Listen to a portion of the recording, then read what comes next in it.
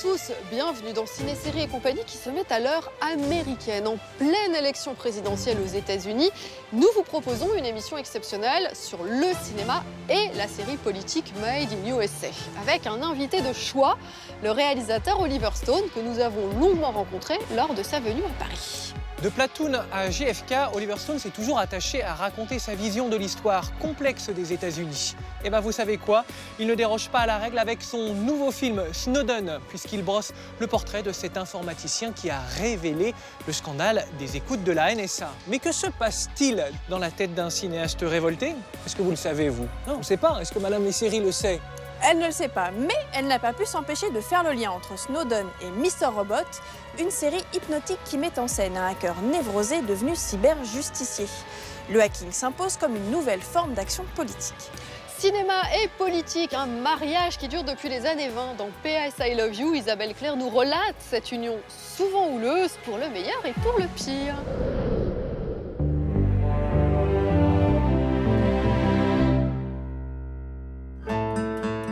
Cher Oliver Stone, ce n'est pas à vous que je vais apprendre qu'un film porte toujours en lui le reflet d'une époque et d'une société. Aux États-Unis, la politique et le cinéma marchent main dans la main depuis les années 20, la première ayant bien compris le pouvoir du second. Et grâce à la mise en place de grosses majors, les studios ont contrôlé la plupart des films jusqu'à la Seconde Guerre mondiale. John Ford et Frank Capra participent à l'effort de guerre, puis des œuvres de propagande prennent le relais pour faire place à des films prônant la lutte anticommuniste. La Fox prie Charlie Chaplin de quitter Hollywood, qui lui doit pourtant beaucoup. Mais la guerre du Vietnam débutée sous Kennedy divise. Hollywood se tait, et il faudra attendre 20 ans pour que les caméras se délient, notamment avec Platoon et Né un 4 juillet, tous deux réalisés par vous-même, l'ancien soldat revenu sans illusion. En 1981, Ronald Reagan, l'ancien acteur, est élu, et Hollywood se rapproche à nouveau de la politique. Les films patriotiques sont au beau fixe. Il faut faire attention, c'est-à-dire que le cinéma américain n'est pas un cinéma d'État. Rambo, c'est un film, et Rocky en particulier, c'est un film fait par Sylvester Stallone. Il l'a fait tout seul. Donc on peut trouver que Rocky est un film excessivement patriotique, etc. Mais c'est un film presque indépendant. Il se trouve que ça sort dans les années Reagan, mais c'est pas du tout le gouvernement américain qui fait Rocky ou qui fait Rambo. Par contre, c'est le gouvernement américain et l'armée américaine qui fait Top Gun. Top Gun, c'est un succès immense. Ça fait la carrière de Tom Cruise.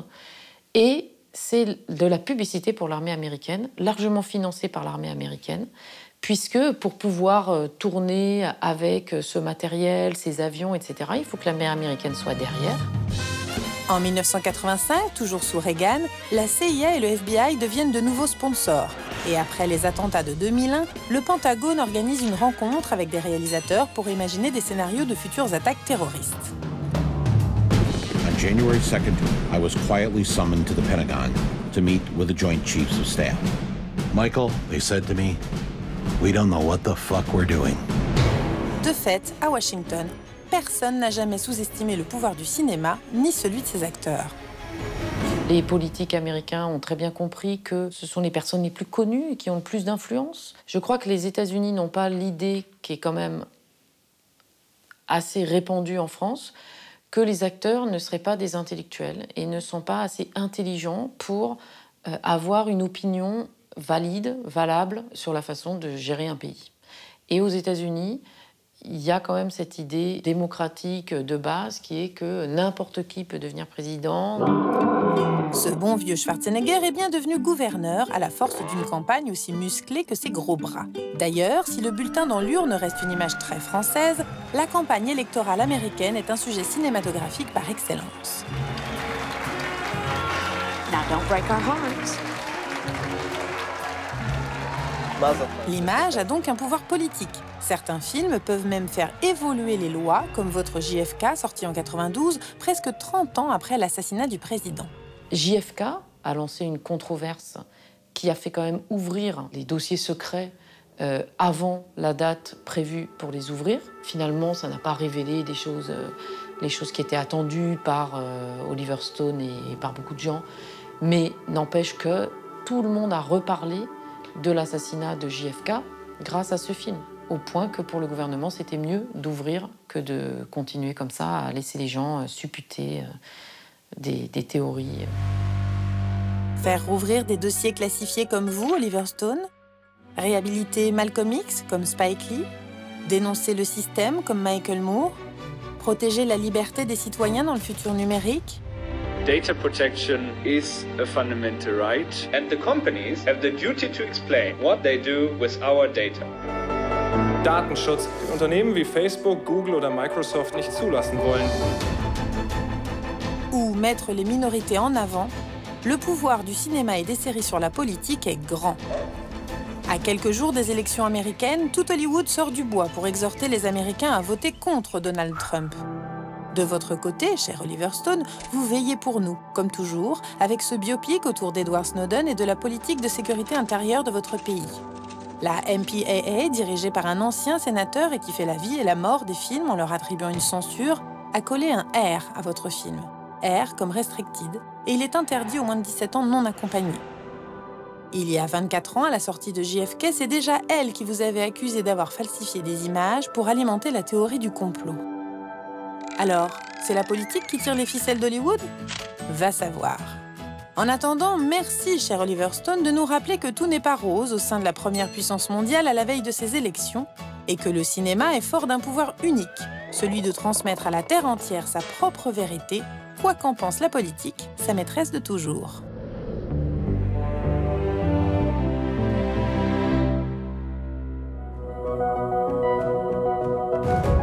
Depuis son retour de la guerre du Vietnam, il avait à peine 22 ans, Oliver Stone est un homme en colère. Contestataire, provocateur, les qualificatifs ne manquent pas pour celui qui, de film en film, pointe du doigt les dérives politiques de son pays et ose écorner le sacro-saint rêve américain. Un engagement qui lui vaut à la fois les honneurs, 2 Oscars du meilleur réalisateur pour Platoon est né un 4 juillet et la vindicte d'une partie de ses compatriotes. C'est donc exclusivement en Europe qu'Oliver Stone a dû financer et tourner son dernier film, Snowden, sur cet employé de la CIA et de la NSA qui, il y a 3 ans, révélait le système massif de surveillance de la population des États-Unis par son propre gouvernement. Most Americans don't want freedom, they want security. Except people, they don't even know they've made that bargain. Are they watching us? There's something going on inside the government that's really wrong, and I can't ignore it. Oliver Stone, ou le dernier des Mohicans du cinéma politique américain. Dear Oliver, you've made movies about a strong historical figure, especially presidents, and you've also made movies just like Born a 4th of July and Snowden about just normal guys, in fact. Simple heroes who can stop the motor of the world. It's quoted in the movie. Do you feel as a director you have the same approach and the same excitement, whereas you're dealing with a president or a normal hero? Well, you have to realize I'm a dramatist. I tell a story, and whatever it is, it's a story about a president, it's a story about a middle-class boy from Massapequa, Long Island, or North Carolina. I just want to tell it right and tell it good with tension, and so. No, I mean, sure, you go to the White House and you visit and you talk to presidents. It's exciting, but it's not enough for a movie. You have to really make it a story about the inner heart, soul of the person. I think I did that with Nixon, and I think in its own way I did it with Mr. Bush, with W, because he's not as deep as Mr. Nixon, but it's an interesting story. But I think in both cases, I surprised those people who always criticize me because I took a more empathetic approach, which is to walk in the shoes of the person, which is what I did on Snowden. Essentially, what I had is an opportunity here to visit with Snowden. It was 9 times to Moscow, and I really, as much as I could, with my co-writer, put myself in his shoes, walk the way he sees the story. This is Snowden's tale, the way he sees it. You've been photographed before, right?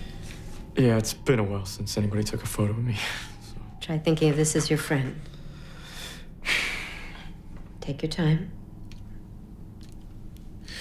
Can you start by telling us why you did what you did and how you gained access to such a vast amount of information, all of which I've read on the plane? Glenn, how about we just start with your name, okay?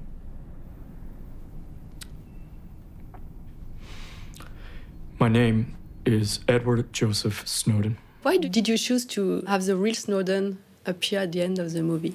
I thought Joe did a superb job, Joe Gordon-Levitt, but At the end, I wanted something more up, and I wanted Americans, you have to realize, don't know the story. They don't care for the most part. They think this is a guy who just stole the secrets and gave them away, a bad guy.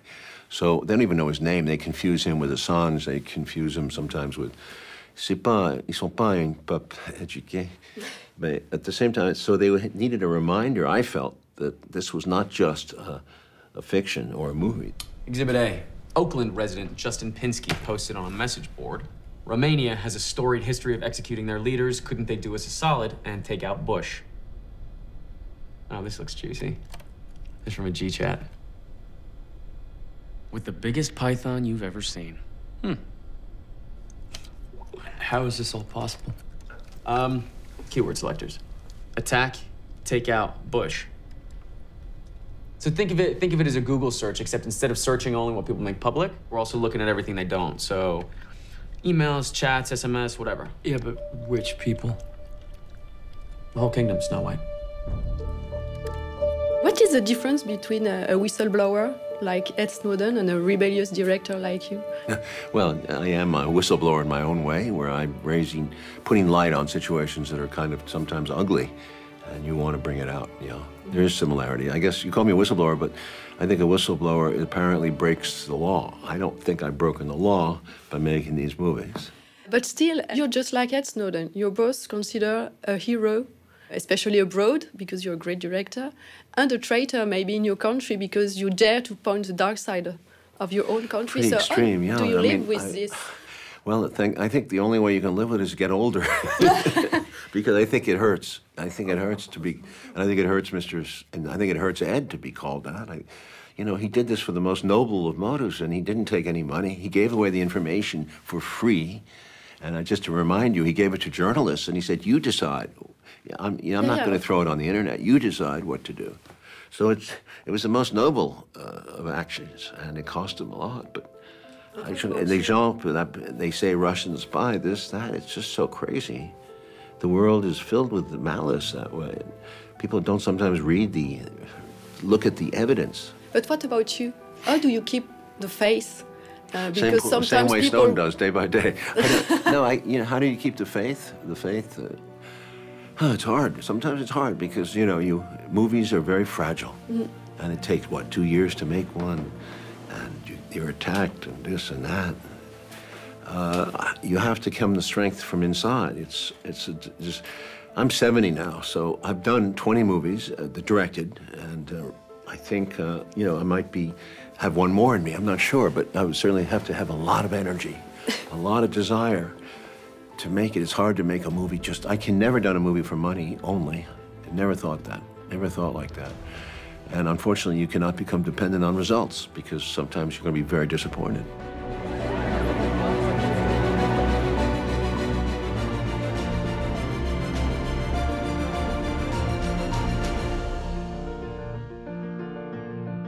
Do you still believe there is a place for political cinema?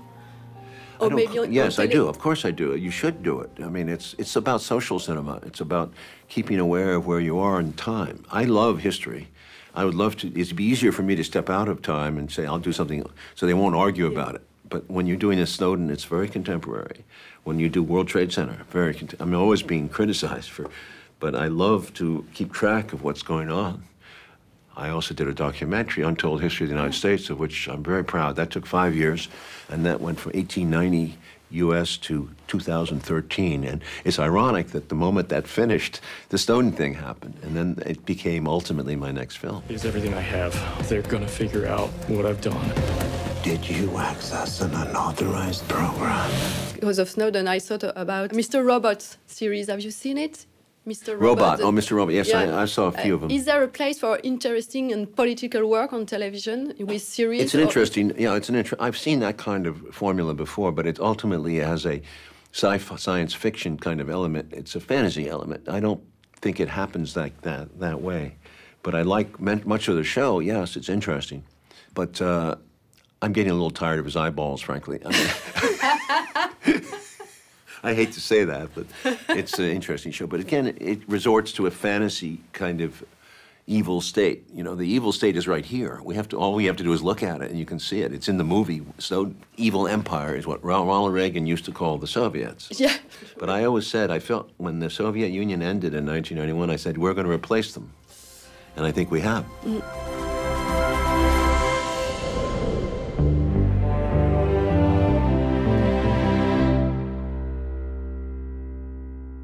Top secret.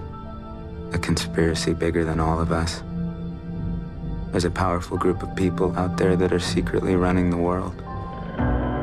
Si pour Oliver Stone, Mr. Robot est de la science-fiction, son héros nous apparaît comme le plus réaliste représentant de la jeunesse contemporaine et de son malaise. Sometimes I dream of saving the world.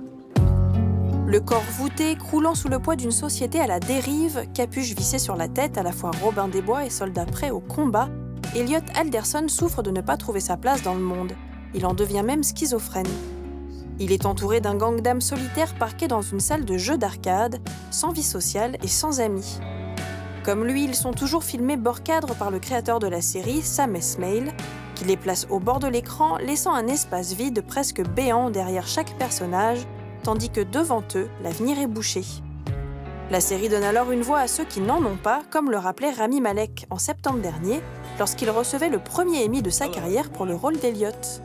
We live in a world right now where so many of us feel voiceless, like we're not being heard by our governments, we're not being heard by our society. Avec Mr. Robot, Sam Esmail touche un public sans doute plus jeune que celui d'Oliver Stone, plus urbain, plus connecté, plus rageur aussi, grâce à ce héros qui leur ressemble. Un jeune garçon en lutte comme nous. Nous, ce sont les générations post-Fight Club, brûlot anticapitaliste de David Fincher, sorti à l'aube des années 2000, auquel Mr. Robot fait référence à outrance. Not how much money you have in the bank. Not the car you drive. Not the contents of your wallet. You're the all-singing, all-dancing crap of the world.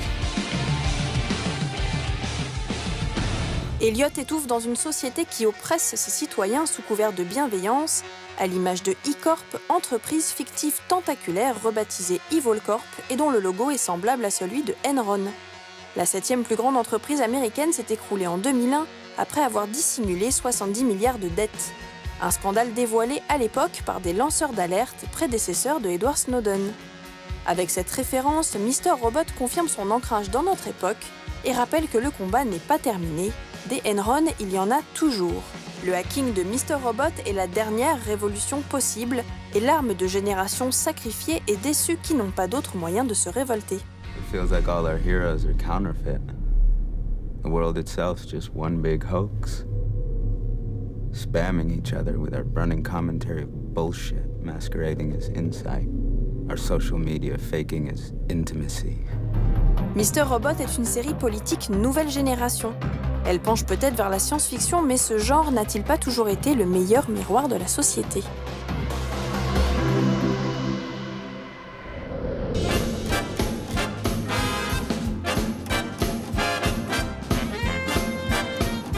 Faire de la politique dans son salon ou dans un bar, comme celui emblématique de la communauté américaine à Paris qui organise, tenez-vous bien, depuis les années 20, des élections fictives, avec seulement 2 erreurs de pronostic en près de 100 ans, en 1976 pour Jimmy Carter et en 2004 à l'occasion de la réélection de George Bush. Oui, mais il n'y a pas que le vote pour s'exprimer, ma chère Sophie. Dans le Screen Parfait, nous verrons comment, à travers la mise en scène, Oliver Stone fait entendre sa voix avec le même sens du défi et les mêmes préoccupations qu'à ses débuts. Et la série éveillerait-elle les consciences ? Madame Esseri en est convaincue puisque la politique est un de ses sujets de prédilection, de la mythique The West Wing à la très comique VIP. Mais tout de suite, dans l'extra-interview, une Française qui connaît très bien les États-Unis, Françoise Mouly, directrice artistique du New Yorker depuis 2 décennies.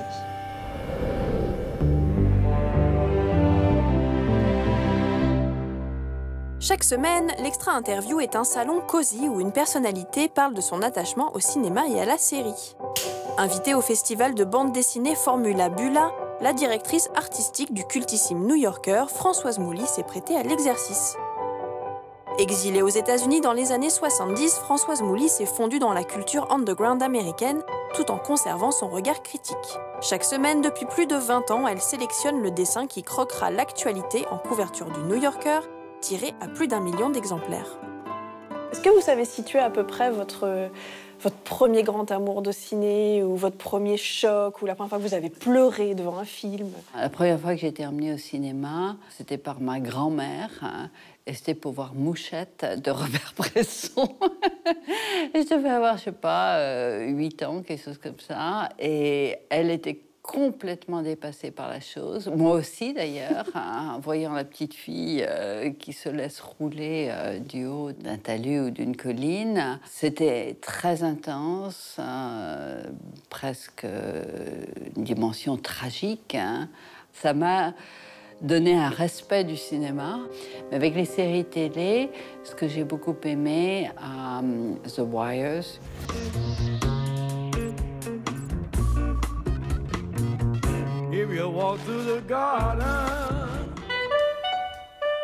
Vous pourriez rapprocher un peu le New Yorker de The Wire, quelque part.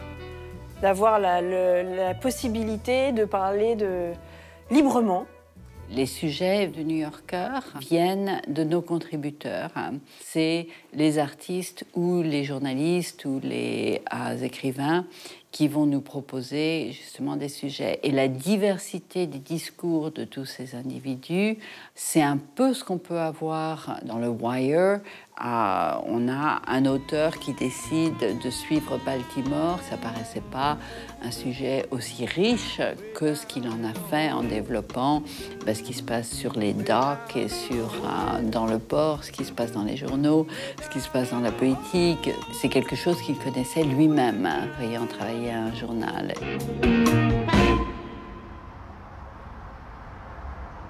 Et nous, on a cet avantage d'avoir des auteurs, des contributeurs qui peuvent nous présenter des sujets qu'ils connaissent. Et c'est beaucoup plus fort, il me semble. Une des façons dont vous choisissez vos couvertures, c'est qu'elles n'ont pas besoin de légende. Vous dites une couverture qui a besoin de légende, c'est une image ratée, en fait. C'est une image qu'on a besoin d'expliquer. Et moi, je trouve très fort la puissance d'une image, qui parfois est beaucoup plus forte que la puissance d'un film. D'après vous, pourquoi et comment une image peut être plus forte qu'un film? Les deux ont leur valeur. Je sais qu'ayant passé toute ma vie avec des dessinateurs, j'apprécie la puissance de l'image. Et je passe d'ailleurs beaucoup de temps avec mon mari, le dessinateur Art Spiegelman, à regarder des films muets, justement pour cette qualité purement visuelle, où beaucoup d'émotions sont communiquées par le visage, par les gestes des personnages, des acteurs, et une exagération dans l'émotion du film muet. Ils ont une qualité universelle, iconique, qui revient un peu au dessin d'ailleurs, qui peut être lu sans le langage, sans être étiqueté par les mots. Est-ce que ça peut vouloir dire qu'à la fin d'un film, vous en avez capté 3-4 images, symboles? Il y a des choses qui vous restent en tête dont vous savez que ça ferait un bon dessin? C'est souvent le cas dans les films classiques, qu'on peut les résumer avec une image des temps modernes de Chaplin ou Metropolis. On s'en souvient avec quelques images clés. C'est ces images-là qui nous reviennent en tête.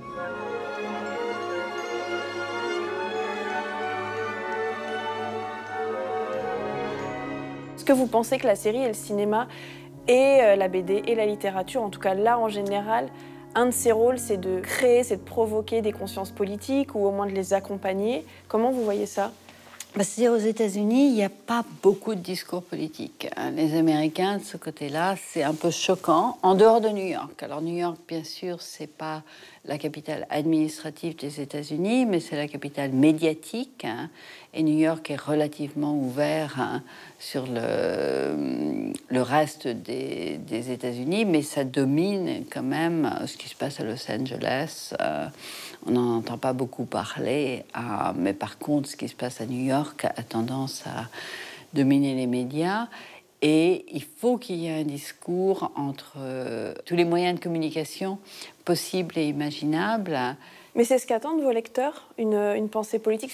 J'avais lu que le New Yorker avait commencé à fermement prendre parti en 2004 pour Kerry. Justement, un des forts du New Yorker, c'est de ne pas trop se poser la question, donnons à nos lecteurs ce qu'ils nous demandent, mais suivons pas juste ce que nous voulons, mais les suggestions de nos contributeurs. Et c'est là où nous avons un de nos contributeurs, c'est notre directeur du journal, David Remnick, qui même avant 2004, en 2003, avait pris une prise de position contre la guerre en Irak et avait fait un éditorial, ce qui avant n'existait pas dans le New Yorker sous les rédacteurs précédents. Vous nous disiez tout à l'heure, avant l'interview, que Snowden, le film d'Oliver Stone, que ça a permis de replacer Snowden dans la société et aussi par rapport au regard des Américains. En quoi un film, d'après vous, et un documentaire peuvent faire ça, que d'autres médias ne peuvent pas faire aussi bien ou... Je crois que c'est important dans les films, et c'est vrai, ça peut l'être avec un documentaire, le documentaire sur Snowden, où il est montré plus ou moins avec aussi peu d'interprétation que possible, et celui d'Oliver Stone, où il est au contraire interprété, parce que bon, il est représenté par un acteur, c'est un peu comme une image avec une légende dessous, où on nous dit quoi penser, et ça a été mon expérience depuis des décennies où je suis dans les médias, que vouloir apporter des réponses, ça a tendance à ne pas marcher, mais vouloir susciter la discussion, ça marche à tous les coups, parce que c'est là où les gens découvrent leur propre opinion et ça provoque des discussions. Nous aider à réfléchir, voilà donc la mission de l'art pour Françoise Mouly, et on est d'accord avec elle.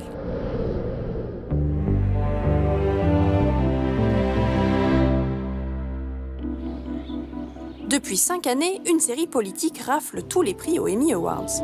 Say who's gonna be president? No. Cette série, c'est VIP, comédie satirique mettant en scène Selina Meyer, vice-présidente puis présidente des États-Unis, incompétente et individualiste. You are the worst thing that has happened to this country since food in buckets and maybe slavery.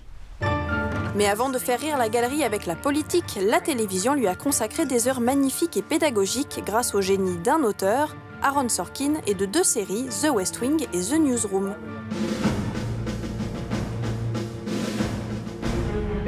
Dans la première, diffusée dès 1999, le spectateur découvrait le fonctionnement de la Maison-Blanche de l'intérieur en s'installant au sein du staff du président démocrate Jed Bartlet. La série, écrite avec une grande précision grâce à sa horde de consultants, a fait office de professeur de politique américaine à un public dont Sorkin n'a jamais douté de l'intelligence. In this building, when the president stands, nobody sits. Si cette série est si crédible, malgré le fait qu'on la taxe d'idéalisme, etc., eh bien, c'est parce qu'elle est très informée.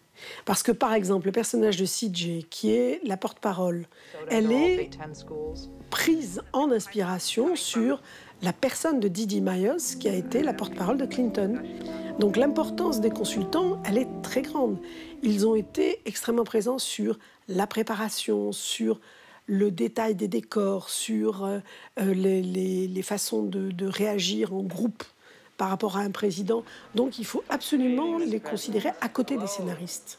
Et ça, c'est un désir politique, c'est un désir pédagogique. The Republicans are busy.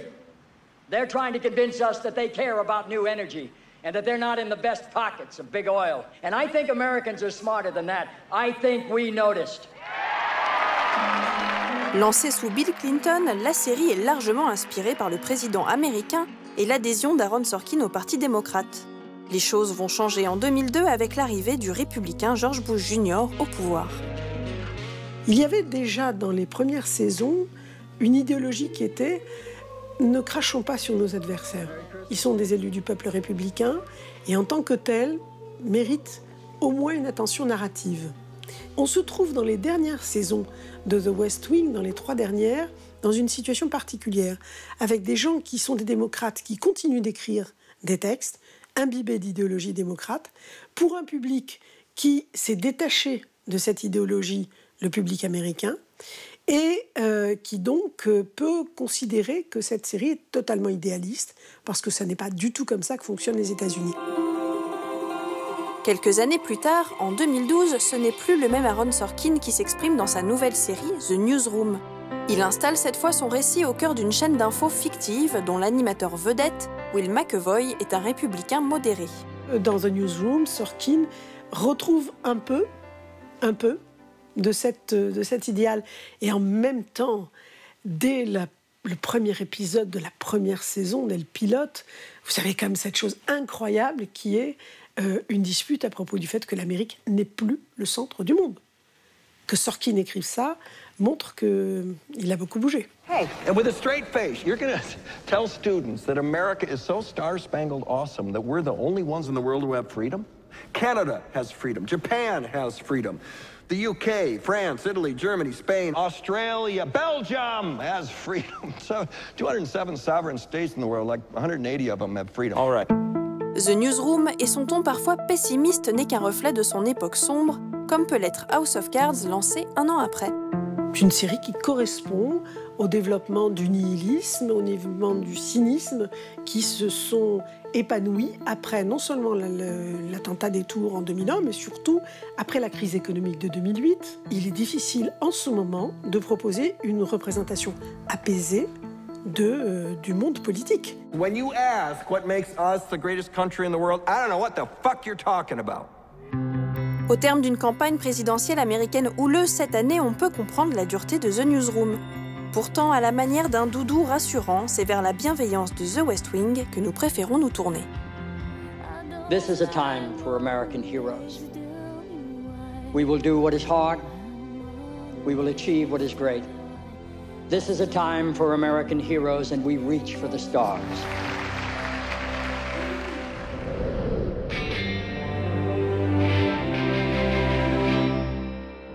What was it you were doing again? I'm doing analysis for the stage program.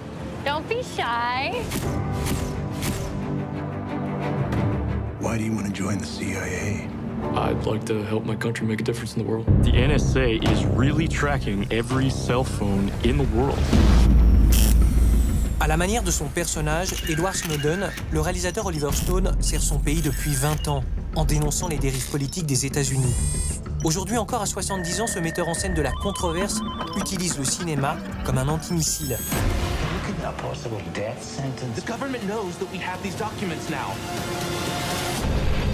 Snowden est un film sur le pouvoir, et le pouvoir est fondé sur le secret. En cela, c'est probablement le film qui parle le plus de sa mise en scène, puisque chaque réalisateur a le pouvoir de rendre visible ce qu'on ne voit pas. Rencontre avec un cinéaste libre qui échappe à toute surveillance.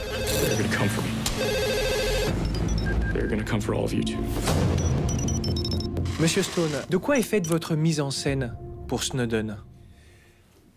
Comme le style, c'est tout le sujet. C'est le sujet qui contrôle pour moi le style, la façon de mettre en scène, tout.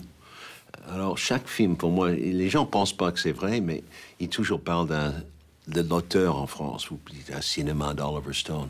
Mais ça, it creates the same kind of expectations. It sets up the idea that I'm making the same film. And that's because it's the same name. I don't see it that way.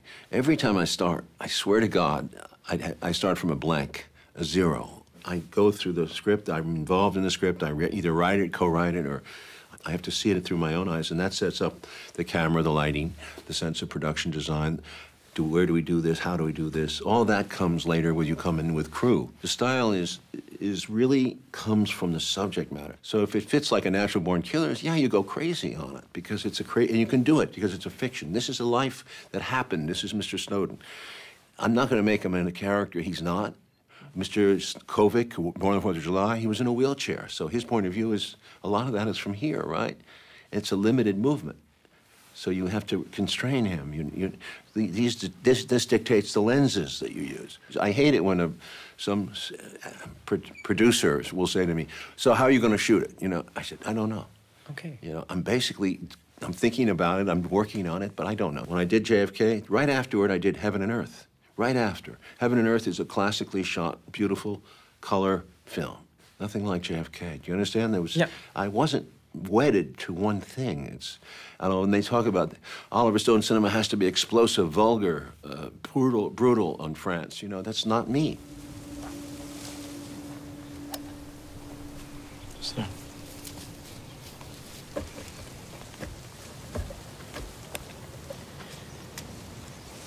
Your email's being monitored.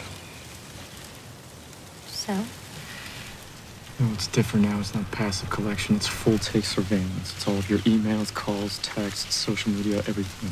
It's also possible that the house is bugged. I'm not sure.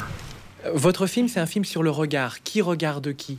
Est-ce que vous avez privilégié une focale pour que ce film soit le plus juste possible? Est-ce que vous avez tourné au 25, au 35? Est-ce qu'il y avait une focale quand il s'agissait de mettre en scène Snowden?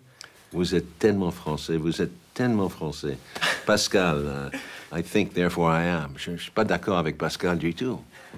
You are. You have to, you don't think. Thinking is part of it. That's just part of it. Mais vous êtes logique. Vous cherchez la logique pour comprendre. Beaucoup de mes films sont subjectifs, c'est vrai. Beaucoup, mais pas toujours. Pas toujours. There is a God point of view sometimes, you know. Mm-hmm. So there was no one lens. I shot digital with Anthony Dodd Mantle. He took me through the world of digital. I never did a complete movie in digital. And 65, we even shot 65 millimeter. Which gave me much more movement in editing. You have a bigger image and you are able to move around and do things that you can, with one setup of 65, you can do sometimes what 3 setups it takes in film. During montage, you have ability to really experiment, and I've always been in the editing room all the way through. I'm more of a supervising editor than anything. I've worked with more than one editor often because I like to move, I like to keep moving. So I developed a system where at one point I had 4 editors working on any given Sunday. It was that kind of pace, you know. So there, somebody's got to supervise it, so it all comes together in a unity. Otherwise, you're going to have 4 different editors, and it's just going to be a mess. I walk in and say, what did I do? Yeah, absolutely. When you're on the set, you don't necessarily know how the final film is going to look, so you shoot to cover yourself. You can't just shoot one lens and decide that that's it. Sometimes I do, but not all the time. You shoot in 2 cameras with avec 2 cameras? If I can get 2, sometimes 3. But I will, you know, my prime, and then I have a couple of other safety angles. Also, they're good angles. Sometimes they surprise you. But in other words, you can't see everything. I'm not Hitchcock. I can't walk on a set and this is the final movie and this is my cut here and I'm going to cut here. It doesn't work that way because modern movies are so muscular and dynamic that you have to be open to things you never thought possible. But in the Snowden movie, it was slower paced because you want to get into the characters, you want to understand what he's thinking, you understand his relationship to woman, Shailene Woodley. And as that goes, you notice the film gets faster as you get towards the end. And the cutting, the découpage, comme vous dites, ça devient plus aventureux. But it was a low-key film from the beginning. It was meant to be. On pourrait continuer cette conversation. J'ai tellement de questions à vous poser sur la direction d'acteur et tout ça. Ma dernière question, il me reste 10 secondes. C'est une question rituelle que je pose à tous les metteurs en scène que je rencontre. Pourquoi filmez-vous Oliver Stone? Oh, I see. I think to express myself. I think I have a desire to express. And I've always had that when I was young. 19, I wrote a novel. And then after the Vietnam War, when I went to film school on the GI Bill, I was able to develop a new way of vocabulary. Film school taught me how to take the writing and turn it into something more visceral, more like my experience as an infantry soldier, which was very 360 degrees. So I combined my writing a desire with this filming desire. Ok. Merci beaucoup. Le cinéma peut-il être encore un acte politique ou n'est-ce qu'une simple utopie? C'est à nous, spectateurs, de répondre à cette question. En tout cas, on a hâte de voir comment les réalisateurs du petit et du grand écran vont s'emparer de la nouvelle figure présidentielle. Ciné, série et compagnie spéciale politique américaine, c'est fini pour aujourd'hui, mais le sujet reste évidemment inépuisable. La preuve encore la semaine prochaine avec l'acteur Wendell Pierce qui s'est illustré dans des séries engagées comme The Wire ou encore Trémé. Allez, salut.